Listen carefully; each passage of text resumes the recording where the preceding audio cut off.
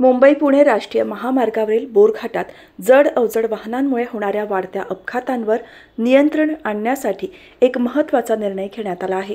रायगडचे जिल्हाधिकारी किशन जावळे यांनी या मार्गावर सर्व प्रकारच्या जड अवजड वाहनांच्या वाहतुकीवर पुढील आदेश येईपर्यंत पूर्णपणे बंदी घालण्याची अधिसूचना जारी केली आहे।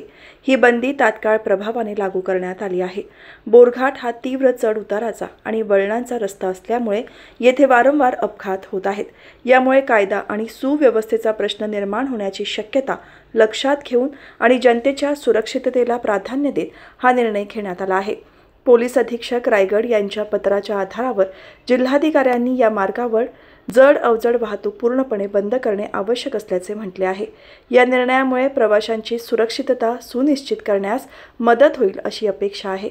पुढील आदेश येईपर्यंत या मार्गावरील जड अवजड वाहतूक पर्यायी मार्गांनी वळवण्यात येईल असे प्रशासनाने स्पष्ट केले आहे।